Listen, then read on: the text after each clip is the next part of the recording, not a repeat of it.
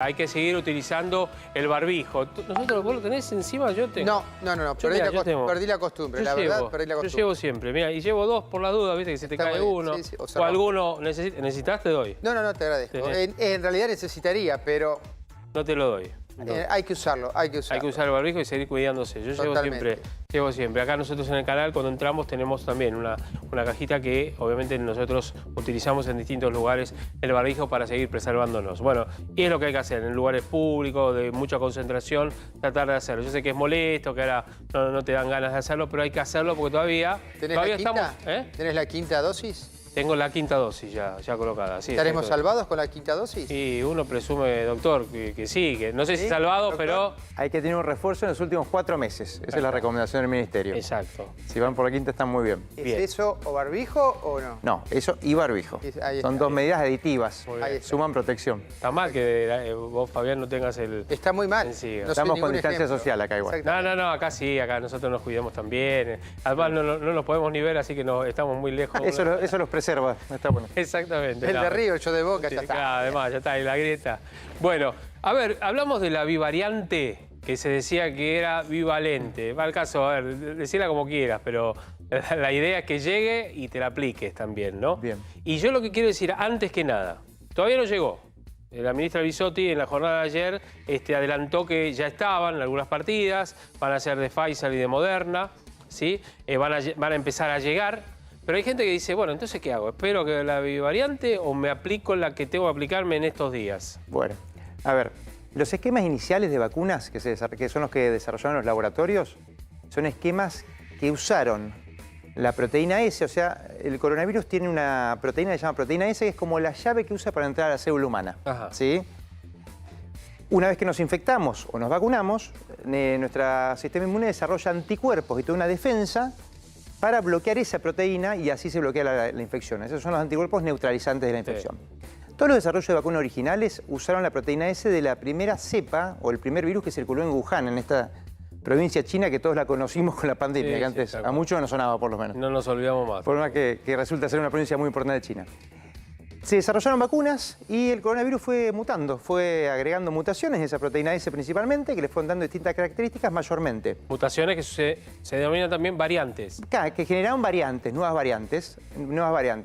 Surgió una variante alfa, que había surgido británica, una variante sudafricana, la gamma o Manaus, hasta llegar a delta. Hasta ahí siempre fueron aumentando en gravedad, en capacidad de evasión de la respuesta inmune y en capacidad de diseminación. Surgió no obstante, las vacunas que teníamos eran muy efectivas para protegernos por más que eran variantes nuevas, contra la enfermedad grave, que definimos enfermedad grave, que es internarse o usar cuidados intensivos, o muerte, morirnos de COVID. Y no tan efectivas por ahí para cortar la transmisión. Ahí la efectividad era un poco menor, por más que seguía siendo alta. Cuando surgió Omicron en noviembre del 2022, cambió la situación. Omicron sincronizó la pandemia. Vieron que antes nosotros la veíamos en diferido. Veíamos acá lo que pasaba en el hemisferio norte con 2 o 3 meses como para prepararnos. Exacto. Con Omicron en un mes nos igualamos todos, estuvimos todos Omicron entre noviembre y diciembre del 2022. Y Omicron, que es todo lo que conocemos ahora como COVID, es Omicron, ¿sí? Y todos los nombres, la sopa de letras que surgió con las nuevas variantes, subvariante en realidad, seguimos hablando de Omicron, resulta que evade muy bien la respuesta inmune, se transmite muy rápido y genera una enfermedad más leve, al parecer, principalmente en vacunados. Ajá. Pero los vacunados pasaron a tener una protección del 30% con las vacunas que teníamos. Ahí fue cuando se introdujeron los refuerzos, primero el primer refuerzo, nuestra tercera dosis, el cuarto, el quinto, para restituir nuestra protección. ¿Qué pasó? Se empezó a investigar en el verano pasado, en Estados Unidos, 2 farmacéuticas muy grandes, que son Pfizer, BioNTech y Moderna, empezaron a desarrollar vacunas bivariantes o bivalentes, que son como bien nombras vos, que incluyen material, ARN mensajero. El ARN mensajero son las instrucciones que reciben las células para generar proteínas, ¿sí? Que eso va en una moleculita como una pompa de jabón en la vacuna y eso genera una respuesta inmune. Ese ARN mensajero, estas nuevas vacunas bivariantes, contienen ARN de la cepa original, o Wuhan, la que primero generó la pandemia, y ARN mensajero de Omicron, ¿sí? Con sus subvariantes, que ya la subvariante que contienen no es la variante que está circulando ahora, pero es derivada, ¿sí? Se hicieron distintos trabajos, primero probando a ver cuántos anticuerpos producían estas vacunas, o cómo actuaba el suero de la gente que había tenido infecciones para neutralizar el virus, estas nuevas variantes, y vieron que las vacunas bivariante, estas nuevas, generan una inmunidad ligeramente superior a la que generaba la vacuna que conocíamos. ¿Sí? Cuando se ven los ensayos ya en personas, a ver ahora cómo se comportan después de vacunar a la población, adelanto en Estados Unidos, desde septiembre todo lo que es refuerzo son vacunas bivariantes. No se usa más la vacuna de los esquemas originales para darte refuerzos. Claro, ¿sí? Yo lo que creía que bivalente era por la gripe y por... Bien. Por el Omicron. por el Omicron, Eso claro. es algo que probablemente se venga, que es el combinar la vacuna de los virus respiratorios más importantes que nos afectan a los humanos. La vacuna dúo. Claro, dúo o triple, por ejemplo, para COVID, gripe y sincicial respiratorio. Pero perdón, doctor, a ver. Reitero Eso no está todavía. la pregunta. ¿Cómo? Esa vacuna triple o Todavía no está. gripe no está todavía. combinada. Hay Por lo menos desarrollo para de ensayos, pero no está todavía aprobada. Pero por eso, ¿la recomendación cuál es? Si yo tengo un turno ya asignado o estoy por pedirme un turno, porque ya me pasaron los 4 meses, ¿sí? La edad que tenga, en especial los adultos mayores ya se la tendrían que haber aplicado, pero ¿espero a que llegue la bivariante o me la aplico ahora? Hay que entender algo, las vacunas se van aplicando en forma escalonada, Sí. por grupos de prioridad, que son los grupos que tienen más riesgo de tener enfermedad grave. Va a pasar lo mismo con las vacunas bivariantes, van a estar primero reservadas a las poblaciones más vulnerables. Pero recordemos, no llegaron todavía. No llegaron todavía, Bueno. hay que distribuirlas, hay que ver que cada ente de salud decida cómo distribuirlas también, y hay que aplicarlas primero. La recomendación práctica, esto es una opinión personal, es que las personas que no recibieron un refuerzo en los últimos 4 meses, o sea que pasaron más de 4 o más meses de la última vez que recibieron una vacuna COVID, se vacunen, ¿sí? Porque nosotros tenemos que tratar de mantener nuestra inmunidad alta y principalmente contra la enfermedad grave y contra la muerte. Quizás no corten tanto la transmisión y aparte las vacunas bivariantes, los ensayos que se fueron publicando, tienen un beneficio no tan grande por sobre las vacunas estándar o las primeras vacunas que se generaron. Ajá. No obstante, hoy la mejor vacuna disponible es la bivariante, Claro. en porcentajes, pero no es tan grande la diferencia. Está bien, o sea... Sí es mucha la diferencia de tener 2 dosis y no tener una tercera, o de tener 3 y no tener 4, en cuanto a protección. Si pasaste los 4 meses, entonces, vos que nos estás viendo, Sí. si ya pasaste los 4 meses, vacunate con la vacuna que hay. Exacto. Que es muy buena, que si bien no evita el contagio, lo que evita es que no caigas internado, que no Exacto. sea grave, que no tengas un gran problema y que no te afecte a posteriori también. Exacto, ¿no eso es lo que cierto? cambió la pandemia, las vacunas. Y además, la protección otorgada sigue siendo muy importante, o sea que no deberíamos perder oportunidades de vacunación. ¿sí? Sí. Y Eso es lo fundamental. mirando para adelante, doctor, si yo me vacuno ahora, digamos, la bivariable esta me la voy a dar dentro de los 4 meses, o pasado los 4 meses. Hay que ver qué recomendación de vacunación tenemos en 4 meses. Vieron que esto fue dinámico. Sí. Hablamos primero de una vacuna que sabíamos que nos íbamos a dar 1 hora, dentro de un mes, y después no sabíamos cuándo iba a ser la siguiente. Nos tuvimos que vacunar, revacunar, y ahora estamos hablando de 4 meses de ventana. En Estados Unidos son de 4 a 6 meses en otros Sí. lugares. No sé cuál va a ser la recomendación de acuerdo a cuando evalúen esta última ola que parece que estamos saliendo de COVID, para atrás a ver cuándo es el siguiente refuerzo. Sí sabemos que las vacunas, la protección que dan, caen con el tiempo. Y aquel que tuvo, por ejemplo, reiteramos alguna pregunta, una duda en todo caso, que alguna vez la hemos hablado, pero no está de más.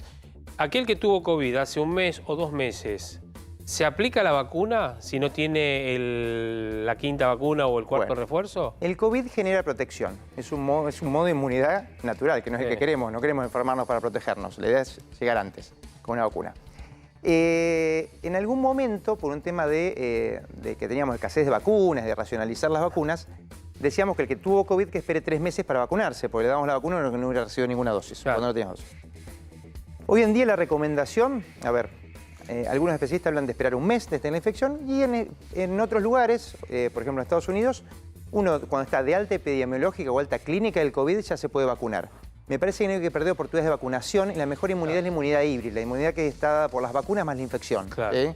que es el que está más protegido. ¿sí? Y además, lo que bajamos es esto, bajamos la circulación del virus, bajamos gente vulnerable donde se pueda reproducir y generar nuevas variantes, y protegemos a los vulnerables, porque todos tenemos un abuelo, un tío o alguien que visitamos que tiene más riesgo que nosotros. ¿Cuánto te dura la inmunidad de la vacuna? Digamos, tenés que esperar 4 meses, vos me decías 6. Ahora, los anticuerpos caen aproximadamente a los 4 meses, por eso reforzamos el refuerzo. ¿Y después de esos 4 meses qué pasa? No, ¿Quedás se mantiene cierta protegido? protección, se mantiene protección, principalmente contra enfermedad grave, contra la muerte también, pero cae un porcentaje. ¿Y el que No es que tiene- caiga 0 nunca, y el siempre que tenemos tiene inmunidad ahora. 3 dosis, ponele.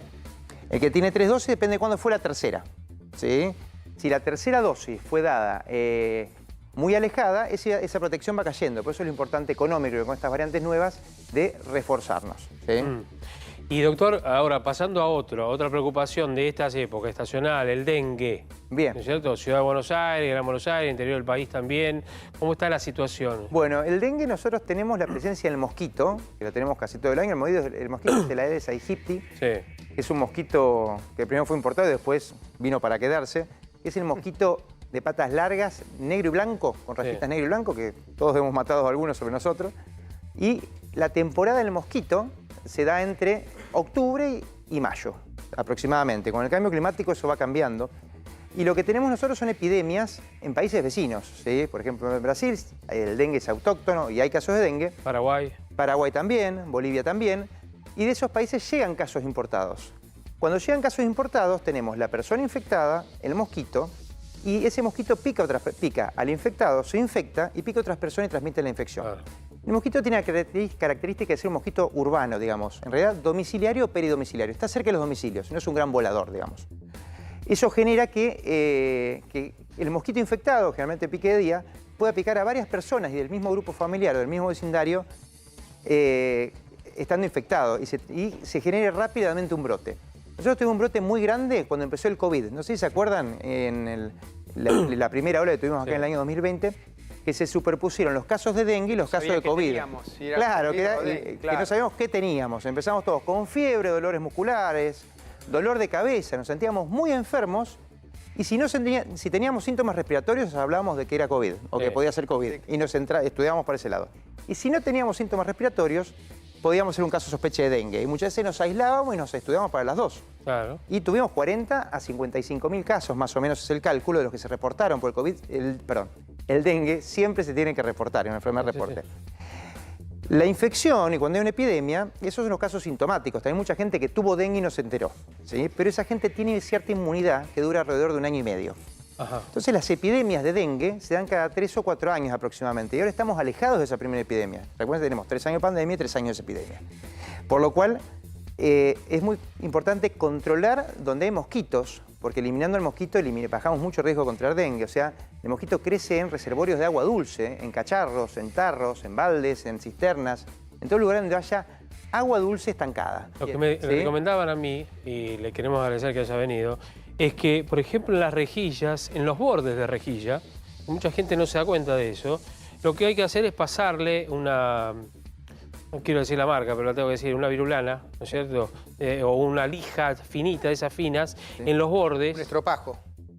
Sí, pero tiene que ser algo que raspe bien. Bien, exacto. Y además tirarle en lo posible agua hirviendo. Bien. Porque en esos lugares, en los bordecitos, es donde se fija, ¿no es cierto?, el huevo. Exactamente. El mosquito tiene huevos, genera huevos para reproducirse. Sí. Los huevos los depositan en los bordes o en los márgenes de esos reservorios de agua dulce. Bien. Por ejemplo, como decís vos, el borde de la rejilla, un balde que está fuera de la intemperie, un tacho, cacharro, cosas que quedan tiradas en la calle muchas veces o en el domicilio que no lo percibimos. Y uno lo que hace con eso, ese mosquito se transforma en larva mosquito, perdón, ese huevo, larva mosquito y ya ahí tenemos el problema. Bien. Si nosotros frotamos esos recipientes, los cepillamos, o como decías vos con un instrumento comercial, removemos esas larvas y bajamos el riesgo de que el mosquito se reproduzca. O sea que es fundamental eso. Y una vez que está presente el mosquito y ya hay casos autóctonos, hay mucho riesgo de que genere epidemias, y las epidemias son explosivas de dengue. Exacto. Eso es importante de prevenir, que cuando se reportaron algunos casos autóctonos tenemos que estar más atentos, vigilar y rastrear los contactos. ¿Sí? Bien. Doctor, gracias por haber venido. Un placer, muchas gracias por la invitación. Linda charla y consejo también.